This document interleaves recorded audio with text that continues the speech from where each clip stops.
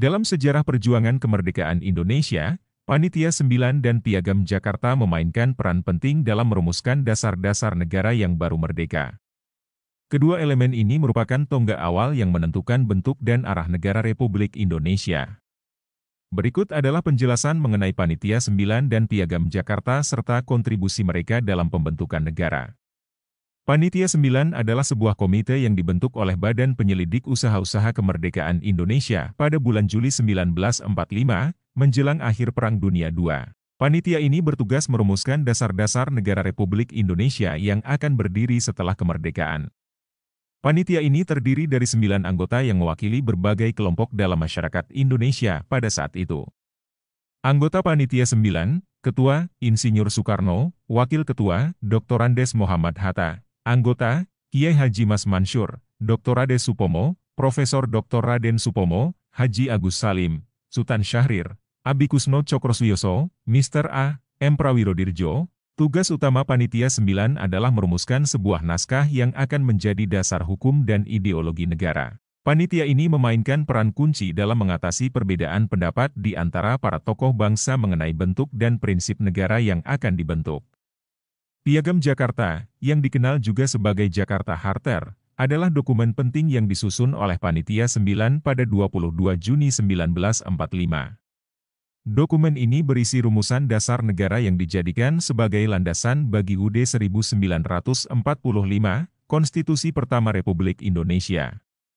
Piagam Jakarta merupakan hasil kompromi antara berbagai kelompok dalam masyarakat Indonesia mengenai dasar negara. Isi Piagam Jakarta mengandung 5 sila utama yang kemudian menjadi sila pertama dari Pancasila, yaitu, ketuhanan dengan kewajiban menjalankan syariat Islam bagi pemeluk-pemeluknya. Kemanusiaan yang adil dan beradab. Persatuan Indonesia. Kerakyatan yang dipimpin oleh hikmat kebijaksanaan dalam permusyawaratan dalam perwakilan. Keadilan sosial bagi seluruh rakyat Indonesia. Pemuda dan Rengas Dengklok, dini hari, Kamis 16 Agustus 1945 Masehi, penculikan Insinyur Soekarno dan Muhammad Hatta ke Rengas Dengklok merupakan upaya yang dilakukan oleh pemuda-pemuda Indonesia dalam menampik dan enggan menanggung kesan bahwa kemerdekaan negara Republik Indonesia sebagai hadiah dari Jepang melalui badan bentukannya, PPKI. Hilangnya Bung Karno dan Bung Hatta membuat panik tokoh-tokoh penting di Jakarta. Setibanya di Rengas Dengklok, para pemuda yang dipimpin Harul Saleh mendesak agar Bung Karno dan Bung Hatta segera memproklamasikan kemerdekaan tanpa ada unsur campur tangan bangsa lain yaitu penjajah Jepang. Tekad dan upaya tersebut membuahkan hasil. Soekarno dan Muhammad Hatta lantas memproklamasikan kemerdekaan di sana disaksikan oleh hanya para pemuda yang hadir. Merasa tidak cukup disaksikan, pada Jumat 17 Agustus 1945 sekiranya pukul 10 waktu Indonesia Barat di Jakarta, Soekarno didampingi Muhammad Hatta mendeklarasikan kembali proklamasi kemerdekaan Indonesia, disaksikan lebih dari 100 orang. Maka kami, tadi malam, telah mengadakan musyawarah dengan pemuka-pemuka rakyat Indonesia dari seluruh Indonesia. Permusyawaratan itu saya sekata berpendapat bahwa sekaranglah datang saatnya untuk menyatakan kemerdekaan kita. Saudara-saudara, dengan ini kami nyatakan kebulatan tekad itu, dengarkanlah proklamasi kami. Gerakan dan semangat kepemudaan itu menjadi bukti bahwa kita bangsa Indonesia masih memiliki harga diri. Itu pulalah sebabnya Bung Karno selalu mengagumi pemuda yang dalam ungkapan-ungkapan dan pidatonya yang cetar menggelegar tentang pemuda seakan masih menggema hingga hari ini. Andai saja beberapa orang pemuda pada hari itu tidak mendesak Bung Karno dan Bung Hatta untuk segera memproklamasikan kemerdekaan Indonesia, mungkin besarnya rasa malu masih menggelisahkan kita terhadap bangsa Jepang hingga hari ini. Sejatinya, rumusan Pancasila saat ini tidak lahir pada tanggal 1 Juni 1945. Selain Insinyur Soekarno, Muhammad Yamin dan Supomo juga ikut andil dalam merumuskan 5 dasar negara Indonesia. Setelah pengusulan 5 dasar negara oleh ketiga Founding Fathers, Pancasila tidak langsung disahkan. Pada 22 Juni 1945, Panitia Rumusan Dasar Negara Sila Pertama yang berbunyi, ketuhanan dengan kewajiban menjalankan syariat Islam bagi pemeluk-pemeluknya, ternyata menimbulkan perdebatan. Walaupun pada akhirnya anggota sidang menerima isi Piagam Jakarta tanpa perubahan. Namun terjadi permasalahan. Meski telah disetujui pada sidang bukti kedua, isi Piagam Jakarta kembali memicu konflik. Bagian yang dipermasalahkan masih sama, yakni bunyi sila pertama dalam Piagam Jakarta. Karena hal itu, perubahan rumusan sila pertama Piagam Jakarta yang diprakarsai oleh Muhammad Hatta. Dalam pembicaraan informal, akhirnya disepakati bahwa frasa ketuhanan dengan kewajiban menjalankan syariat Islam bagi pemeluk-pemeluknya, diganti dengan ketuhanan yang Maha Esa, merujuk pada dasar negara sila pertama yang disampaikan secara tertulis oleh Muhammad Yamin kepada Ketua Sidang Bupki tanggal 29 Mei 1945. Dalam sidang PPK yang diselenggarakan pada 18 Agustus 1945, Muhammad Hatta menyampaikan perubahan pada sila pertama rumusan dasar negara dalam Piagam Jakarta sebagaimana telah disepakatinya bersama beberapa wakil golongan Islam.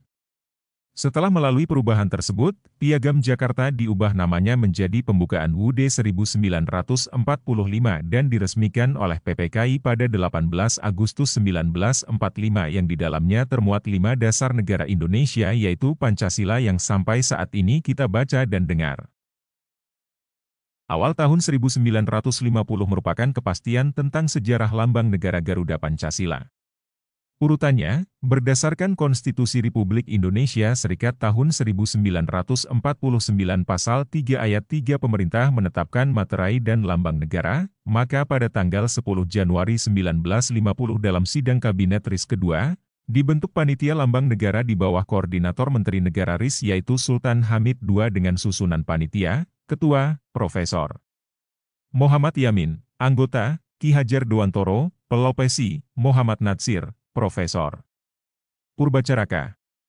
Kemudian Menteri Penerangan RIS Priyono mengumumkan sayembara lambang negara. Sultan Hamid II ikut sayembara dan rancangan Sultan Hamid II diterima. Kemudian pada tanggal 26 Januari sampai 8 Februari 1950 dalam sidang rancangan tahap pertama Sultan Hamid II menerima masukan dari Ki Hajar Dewantoro berupa gambar-gambar sketsa Garuda yang berada di berbagai candi di Jawa. Lalu Sultan Hamid II membandingkannya dengan Garuda yang berasal dari luar Jawa, di berbagai simbol kerajaan. Perbandingan ini dijadikan bahan dasar ketika membuat sketsa lambang negara RIS 1950 tahap pertama. Pada tanggal 10 Februari 1950, penyerahan hasil revisi rancangan dari Sultan Hamid II ke Presiden Soekarno. Pada tanggal 11 Februari sampai akhir Maret 1950 diajukan rancangan tahap kedua Sultan Hamid II, lambang negara rancangan Sultan Hamid II diresmikan menjadi lambang negara dalam sidang RIS yang dipimpin oleh Perdana Menteri RIS, Muhammad Hatta, Kepala Elang Rajawali Masih Gundul. Pada tanggal 15 Februari 1950 Presiden Soekarno memperkenalkan lambang negara kepada halayak umum di Hotel Des Indes, Jakarta. Pada tanggal 20 Februari 1950, Elang Rajawali sudah terpasang di ruang sidang Parlemen RIS Pejambon, Jakarta dalam sebuah sidang yang dipimpin oleh Presiden Soekarno. Awal Maret 1950 Sultan Hamid II mengajukan kepada Presiden Soekarno lukisan lambang negara yang sudah diperbaiki dengan mengubah bagian kepala burung elang Rajawali menjadi berjambul. Presiden Soekarno memberikan masukan agar bagian cakar kaki elang Rajawali yang mencengkeram pita yang terlihat menghadap ke belakang diubah. Pada 20 Maret 1950, Presiden Soekarno memerintahkan Dullah, pelukis istana, untuk melukis kembali gambar tersebut. Sultan Hamid II mendapat perintah untuk menambah skala ukuran dan tata warna pada gambar elang Rajawali. Sejarah bendera merah putih sebelum kemerdekaan dari Jawa hingga Tanah Batak. Warna merah dan putih dalam bendera Indonesia ternyata sudah ada sejak zaman kerajaan. Menurut catatan sejarah, bendera merah putih pertama kali terlihat pada zaman Kerajaan Kediri. Sekitar tahun 1292 Masehi, pasukan Raja Jayakatwang menggunakan bendera merah putih dalam perang melawan Prabu Kertanegara dari Kerajaan Singosari. Kemudian, di masa Kerajaan Majapahit pada abad ke-13 sampai abad ke-16, bendera merah putih dijadikan sebagai lambang kebesaran. M.P. Prapanca, dalam kitab Negara Kertagama menuliskan bahwa simbol warna merah dan putih selalu terlihat di setiap upacara kebesaran Prabu Hayam Wuruk sejak tahun 1350 Masehi sampai tahun 1389 Masehi. Selain di Tanah Jawa, bendera merah putih juga pernah dipakai di Tanah Batak oleh Sisingamangaraja IX. Dia menggunakan warna merah putih sebagai bendera perang yang di tengahnya terdapat gambar pedang kembar berwarna putih dengan warna merah menyala dan putih sebagai dasarnya. Saat terjadi peperangan di Aceh, para pejuang Aceh menggunakan bendera merah putih sebagai bendera perang. Di bagian belakang bendera tersebut, terdapat gambar matahari, bintang, bulan sabit dan ayat suci Al-Quran. Sedangkan di Sulawesi Selatan, bendera merah putih dipakai oleh Kerajaan Bugis Bone untuk menjadi simbol kekuasaan serta kebesaran kerajaan. Bendera ini dikenal dengan nama Woromporang. Ketika Perang Jawa pecah pada tahun 1825 sampai dengan 1830 Masehi, pasukan Pangeran Diponegoro memakai bendera berwarna merah putih dalam perjuangan melawan Belanda. Warna merah dan putih yang digunakan pada zaman dulu diciptakan melalui teknik pewarnaan tradisional. Warna putih tercipta dari kapuk atau kapas katun yang ditenun menjadi kain, sedangkan warna merah tercipta dari daun pohon jati, kulit buah manggis atau bunga belimbing wuluh. Ada juga yang mengatakan bahwa warna merah dan putih berasal dari bendera Rasulullah.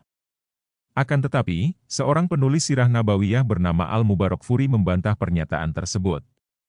Dia mengatakan bahwa bendera yang digunakan Rasulullah berwarna putih. Memasuki abad ke-20, warna merah putih kembali dihidupkan kembali oleh para mahasiswa untuk mengekspresikan rasa nasionalisme. Lalu pada tahun 1928, bendera merah putih digunakan lagi untuk pertama kalinya di Jawa, meskipun saat itu pemerintahan kolonialisme melarang penggunaan bendera. W. R. Supratman dinamai Wage, karena beliau lahir pada Senin Wage, 9 Maret 1903. Dan beliau wafat pada Rabu Wage, 17 Agustus 1938. Beliau berumur 35 tahun, 5 bulan, 8 hari. Dinamai Rudolf, yang merupakan nama Belanda, karena ayah beliau adalah Jumeno Kartodikromo, salah seorang tentara Knil Belanda. Dinamai Supratman, yang merupakan nama Jawa, karena ibu beliau adalah Siti Senen, yang melahirkan W. R. Supratman pada hari Senin. Sang pencipta lagu kebangsaan Indonesia adalah anak ketujuh dari 9 bersaudara. Proklamasi kemerdekaan terjadi 7 tahun persis setelah wafatnya, dengan tanggal dan bulan yang sama. Lagu Indonesia Raya pertama kali diperdengarkan saat pelaksanaan Kongres Pemuda 28 Oktober 1928. Beliau dibawa ke Jakarta oleh kakak sulungnya, Ruki Jem. Pada 1930, Belanda sempat mengeluarkan larangan untuk menyanyikan lagu Indonesia Raya dengan alasan mengganggu ketertiban dan keamanan. Hal itu kemudian membuat Supratman diinterogasi oleh Belanda. Di depan pihak Belanda, Supratman mengaku tidak pernah menggunakan kata "merdeka" dalam lagu tersebut. Ia menggunakan kata "mulia", tetapi para pemuda kemudian menggantinya menjadi "merdeka". Hingga saat ini lagu tersebut tetap menggunakan Indonesia Raya Merdeka Merdeka, bukan lagi Indonesia Raya Muli Mulia. Akhirnya lagu tersebut menjadi lagu kebangsaan. Semoga bermanfaat. Bila ada salah kata karena keterbatasan ilmu, kami mohon maaf yang sebesar-besarnya. Wassalam.